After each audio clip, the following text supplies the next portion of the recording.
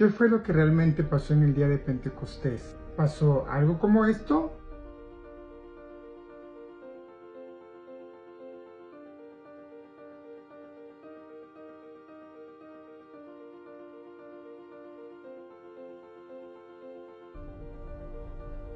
¿O qué fue lo que realmente pasó? Muchas veces tenemos el concepto que en el día de Pentecostés fue algo ultra mega sobrenatural, una hecatombe espiritual en la que hubo muchas cosas sobrenaturales, y la verdad es que sí y no. Cuando vamos a las escrituras, lo único que encontramos aquí es que habían personas en un lugar llamado el aposento alto que estaban orando todos en unanimidad. Cuando ellos estaban orando, Hechos capítulo 2 versículos 1 en adelante, dice que llegó del cielo un estruendo como de un viento recio que soplaba. Todos los que estaban allí fueron llenos del Espíritu Santo y comenzaron a hablar en otras lenguas según el Espíritu Santo les daba que hablasen. Ahora, aquí hay que entender que el día de Pentecostés, cuando las personas empezaron a hablar en otras lenguas, la palabra griega para lenguas es la palabra glosa, que significa de afinidad incierta, es decir, una lengua, idioma específicamente adquirido no naturalmente. Las lenguas que hablaron en el día de Pentecostés no fueron lenguas aprendidas naturalmente. ¿Qué significa aprenderlo naturalmente? Ya sea que estés en el lugar donde hablan un diferente idioma y lo aprendas porque estás allí, lo escuchas, lo practicas todos los días, o que te metas a estudiar un idioma. Esa sería la manera natural de aprender un idioma.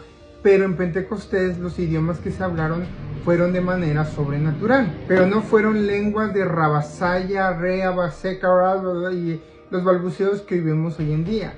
El día de Pentecostés, lo que Dios le dio a las personas que estaban orando fue el poder de hablar un idioma que ellos jamás en la vida habían estudiado o aprendido, ni de manera natural, sino fue dado de manera sobrenatural. Hechos capítulo 2, versículo 4.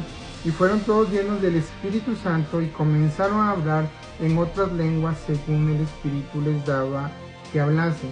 Es decir, el Espíritu Santo fue el que les dio a las personas el poder de hablar los diferentes idiomas de manera sobrenatural. ¿Por qué creemos de que no fueron idiomas que existían en la época? Porque el mismo contexto nos lo dice. El versículo 5 dice: moraban entonces en Jerusalén judíos, varones piadosos de todas las naciones bajo el cielo. Y hecho este estruendo, se juntó la multitud y estaban confusos, porque cada uno les oía hablar en su propia lengua, en su propio idioma. Ellos mismos dicen: miren, ¿no son galileos todos estos que hablan? ¿Quiénes son todos estos que hablan? Los que estaban orando en el aposento alto y estaban hablando en diferentes idiomas, porque el Espíritu Santo cayó sobre ellos. Y luego dice: ¿cómo es que les oímos nosotros hablar a cada uno en nuestra lengua en la que hemos nacido? Entonces el contexto mismo me obliga a mí a ver que las lenguas que se hablaron en Pentecostés eran idiomas que existían. No eran lenguas angelicales, no eran idiomas que salieron nada más por salir. Imagínense que estaban gente en México y de repente unos empezaron a hablar inglés, otros italiano, chino mandarín, japonés, árabe, sin haberlo estudiado. Ese fue el gran milagro que pasó en Pentecostés. En Hechos 2:9, ¿cuántos países o cuántas naciones representadas habían? Partos, medos, elamitas, los que habitamos en Mesopotamia, en Judea, en Capadocia, en el Ponto y en Asia, en Frigia, en Panfilia y en las regiones de África más allá de Cirene. Romanos, aquí residentes, tanto judíos como prosélitos, cretenses y árabes, les oímos hablar en nuestra lengua en la que hemos nacido. Todos estaban atónitos y perplejos, no entendían por qué esas personas estaban hablando los diferentes idiomas y cada uno podía entender lo que estos hablaban. Y otra cosa que pasó en el día de Pentecostés es que a raíz de eso, el apóstol Pedro lo que hace es ponerse a predicar el evangelio a los judíos allí presentes. Pedro lo único que hizo fue empezar a predicar. Versículo 14 hasta en adelante vemos que el apóstol Pedro empieza a predicar. Las personas escuchan a Pedro predicar, el Espíritu Santo los convence de pecado y dicen: ¿qué debemos de hacer para ser salvos? Y a Pedro los insta al arrepentimiento. 3,000 personas se convierten en seguidores de Cristo en el día de Pentecostés. El día de Pentecostés no fue una fiesta donde andaba la gente saltando, brincando, danzando, cayéndose al piso, balbuceando, diciendo palabras sin sentidos, para nada.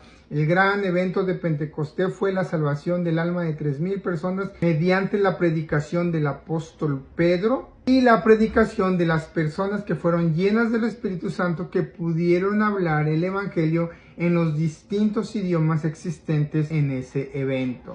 Entonces no fue de una persona tirando gente, no fue de una persona poniendo manos sobre la gente y tirándola al piso, no fue nada de eso. Fue un evento sobrenatural en el sentido que las personas pudieron predicar el evangelio en varios idiomas sin necesidad de haberlos estudiado. Y la predicación del evangelio que llevó a 3,000 almas a convertirse en seguidoras de Cristo. Que Dios los bendiga.